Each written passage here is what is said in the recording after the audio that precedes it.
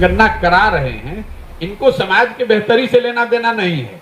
ये तो एक अंतिम दांव खेले हैं कि समाज को फिर जातियों में बांटकर एक बार किसी तरह चुनाव की नैया पार लग जाए। भाई जातिगत जनगणना, पहले तो आप 18 साल से सत्ता में हैं, आज क्यों जातिगत जनगणना करा रहे? 18 साल से आपको याद नहीं आ रहा था? दूसरी बात, अगर जातिगत जनगणना आप करा रहे हैं, जनगणना आपके विषय का, राज्य सरकार का विषय ही नहीं है। आप जनगणना नहीं करा रहे हैं, आप सर्वे करा रहे हैं। सर्वे करा रहे हैं, जनगणना तो केंद्र सरकार का विषय है। और सर्वे और जनगणना में जमीन आसमान का फर्क है, क्योंकि सर्वे का कोई लीगल सैंक्टिटी नहीं है। इस बात को कभी सरकार ने स्पष्टता से नहीं बताया कि सर्वे का जो रिजल्ट आएगा उसकी मान्यता क्या होगी। उसकी मान्यता तो कुछ है नहीं, कुछ जानकारी। तो सर्वे तो राज्य सरकार कभी भी करा सकती है। और अगर मान लीजिए आपने करा भी लिया, अगर उसको लीगल सैंक्टिटी मिल भी गई, तो जातियों की जनगणना होने मात्र से लोगों की जिंदगी तो सुधरेगी नहीं। पूरे बिहार की गणना हुई पड़ी है कि 13 करोड़ लोग, बिहार के जो लोग हैं वो देश के सबसे गरीब और पिछड़े हैं। ये तो जानकारी आपके पास है, इसको काहे नहीं सुधार रहे? दलितों की जनगणना तो आप आजादी के बाद से कर रहे हैं, उनकी दशा आप क्यों नहीं सुधार रहे हैं? उसके लिए आपने क्या किया? मुसलमानों की जनगणना करी हुई है, दलितों के बाद बिहार में सबसे ज्यादा गरीबी और फटेहाली से मुसलमान भाई जूझ रहे हैं, उनके लिए आपने क्या किया?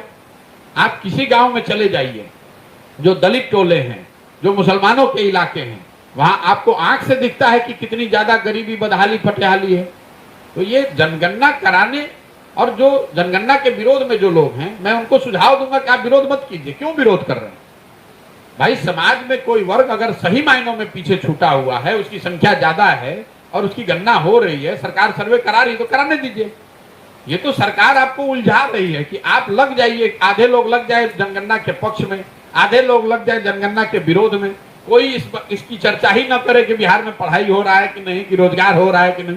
सब जाति में फिर आग लगा के अपना एक बार रोटी सेक के एक बार फिर मुख्यमंत्री। सरकारों की हालत बिहार में वो है कि आप सबका दुख लिख सकते हैं, अपना दुख छोड़ के। पत्रकारों की जो दुर्दशा है बिहार में, उसका तो जिक्र ही मत कीजिए। हम यहाँ 1 साल से घूम रहे हैं, पत्रकार बंधुओं से भी मिल रहे हैं। आप मतलब रूलिंग पार्टी जदयू के अध्यक्ष ने कुछ महीने पहले ये बयान दिया था कि जितने पत्रकार सरकार के खिलाफ में लिख रहे हैं, सब शराब माफिया से जुड़े हुए लोग हैं, ये शराबबंदी खिलाफ है। बताइए आप लोग सब, मतलब ये मामूली, यही मैं कह रहा हूं, अहंकार। ऑफिशियली रूलिंग पार्टी का अध्यक्ष कह रहा है कि सारे पत्रकार जो सरकार के खिलाफ कुछ बात बोल रहे हैं, वो शराब माफिया से जुड़े हुए हैं या शराबबंदी के विरोध में है।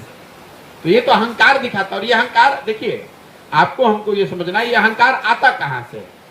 लोकतंत्र में इतना अहंकार आपको तभी आएगा जब आप समझिएगा कि हमारी कुर्सी जा नहीं सकती। कहीं ना कहीं नीतीश कुमार ने ये सोच लिया है, समझ लिया है 15 के बाद जो घटनाएं हुई हैं, कि उन्होंने देखा कि चाहे किसी को जनता वोट दे, आप वोट चाहे आरजेडी को दीजिए, आप वोट कांग्रेस को दीजिए, आप वोट जदयू को दीजिए, आप वोट निर्दलीय को दीजिए या आप वोट कांग्रेस को दीजिए, घुमा फिरा के मुख्यमंत्री नीतीश कुमार ही बन जाएंगे। तो उनको लगता है भैया जनता जो भी कर ले, मुख्यमंत्री हम ही बनेंगे। तो इस बार अब अंतिम पारी खेल रहे हैं। अब अंतिम जितने महीने उनके चल रहे हैं वो जोड़ ले, इसके आगे का कोई गणित उनका लगने वाला नहीं।